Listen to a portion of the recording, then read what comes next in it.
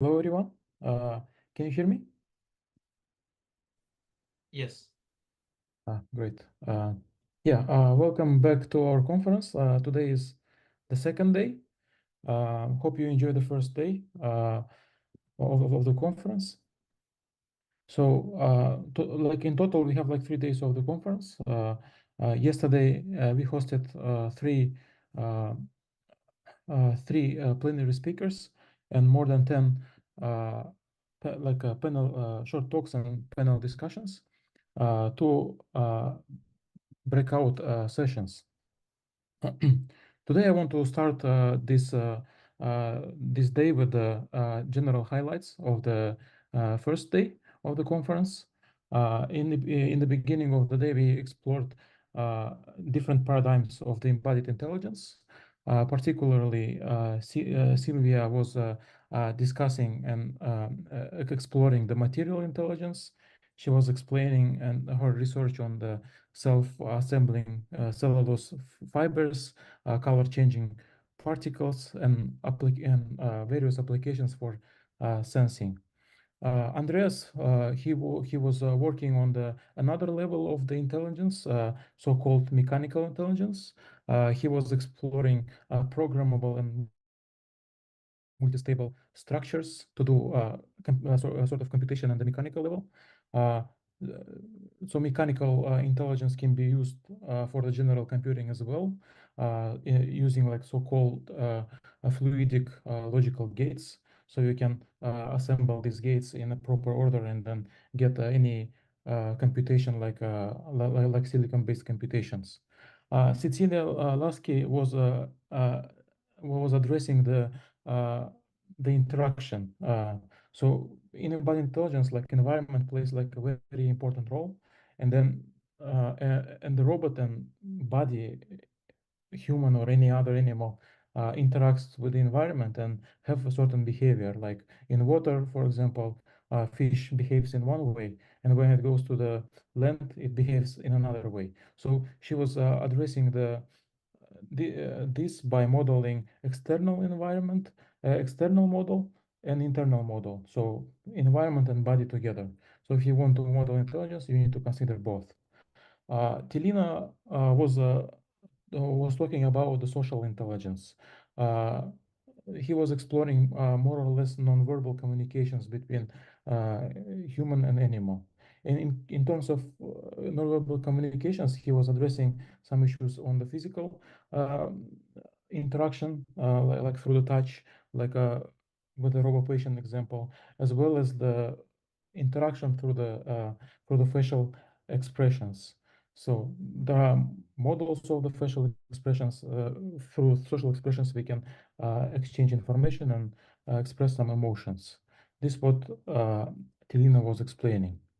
We were also talking and discussing a bit about the current uh, generative AI and large language models.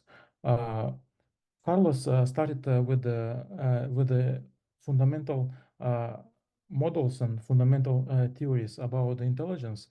Particularly, he was discussing the limits of formal systems uh, that are used to describe the limits of the and limits of the artificial intelligence and the meaning of the general artificial general intelligence.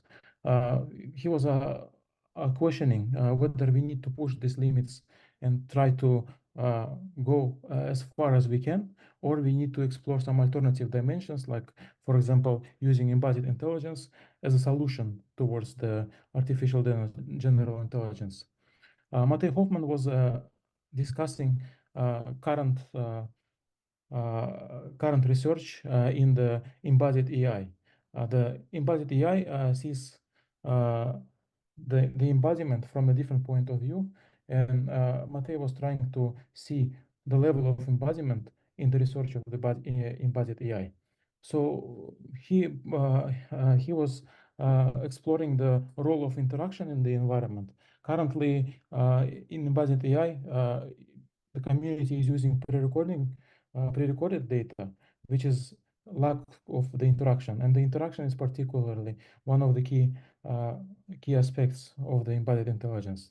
Then another difference in the communities that embodied AI community sees the problem is like a generalization across the robots, whereas the embodied intelligence in general trying to leverage the body for sensing and actuation. This is like a core differences that Mateo was describing. Shayla was uh, describing the embodied intelligence from the point of view of embodied cognition.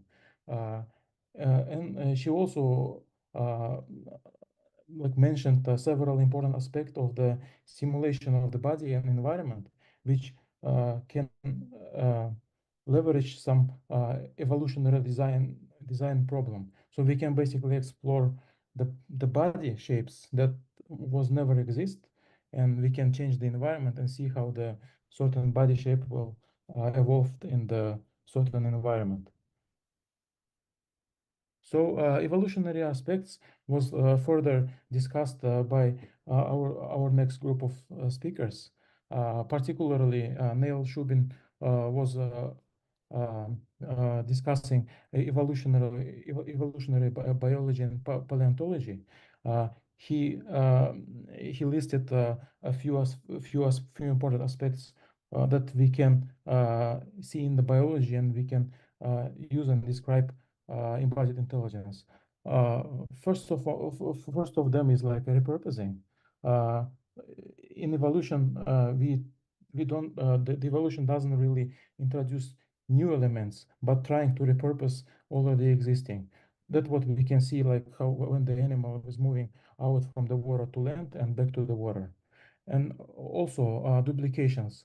Uh, Evolution is trying not to invent new element, but copy existing and modify. That's what he was observing in the genetics. Evolutionary design of the soft robots was explored by David Howard. He actually designs the soft robots using evolutionary design approach, and but he also mentioned that the traditional robots, like rigid robots in the fields robotics, are also important and can be used as a benchmark because of their precision and repetitiveness. And he also mentioned that the soft robotics are general very important because to address climate issues, uh, it can be very useful. Uh, and another way of thinking about like artificial limbs is presented by Silvestro. He was also describing two ways of the embodiment.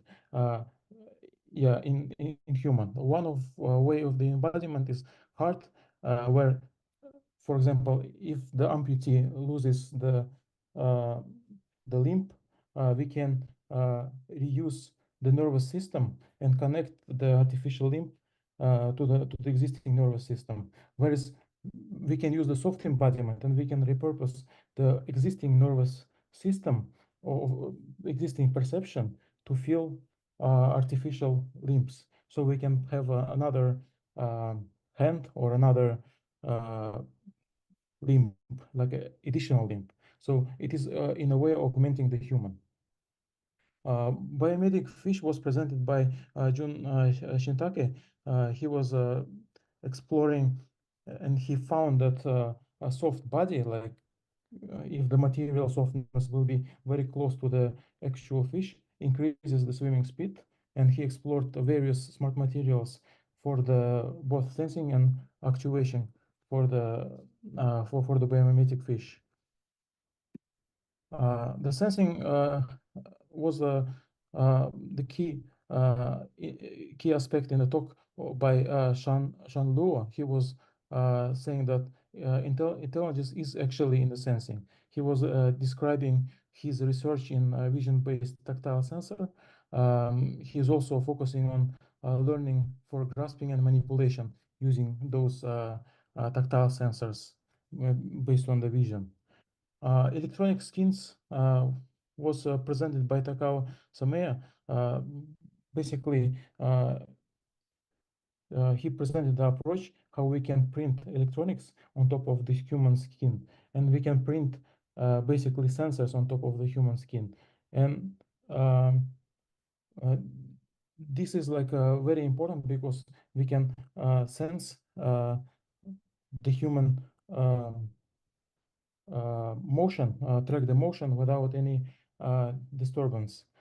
He also presented some approaches for the rechargeable skin electronics, which is important that because we can use it for the cyborg insects, and he showed that he actually can control the cyborg insect remotely, like a bug, for example. Uh, Another approach by augmenting the real organisms was presented by Mariana. She was presenting biohybrid approach where the mechanical activated robot was carrying the sperm.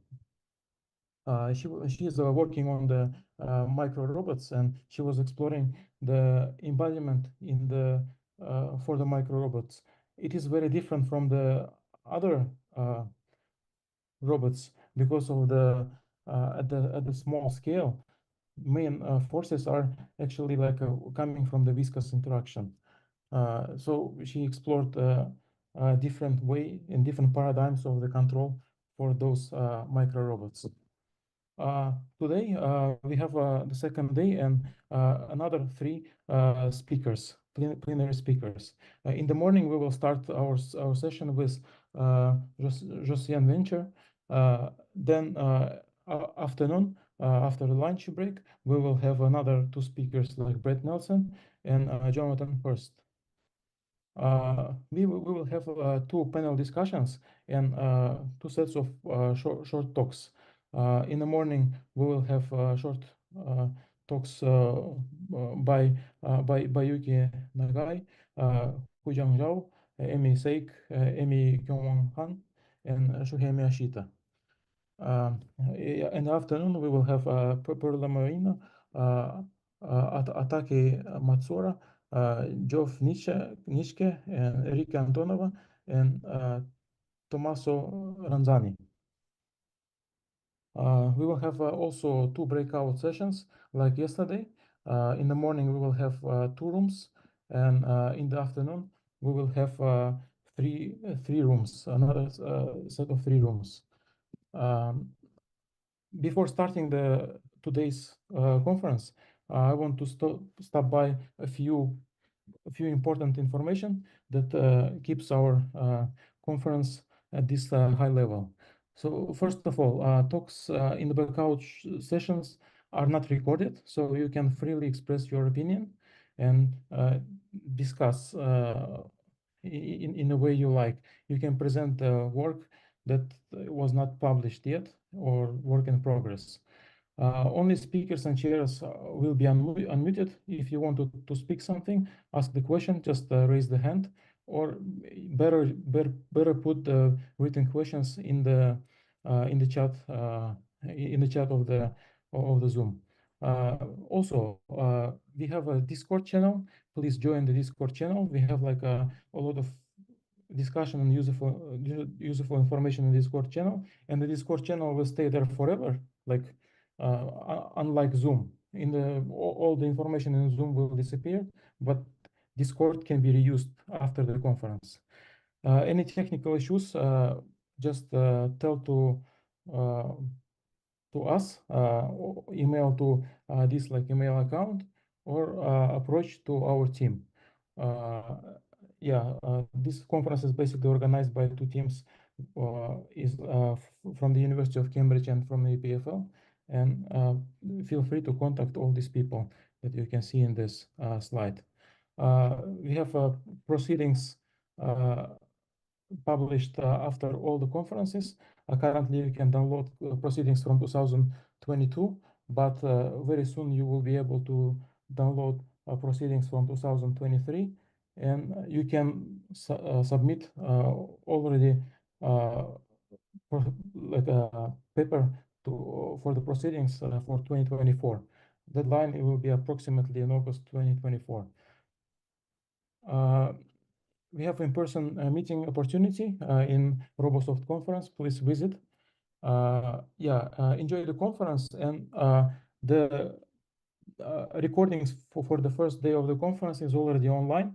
Please visit if you're like in a different part of the world, if you're in Asia or in America, if you didn't watch some talks, please feel free to go and see the recordings. Yes.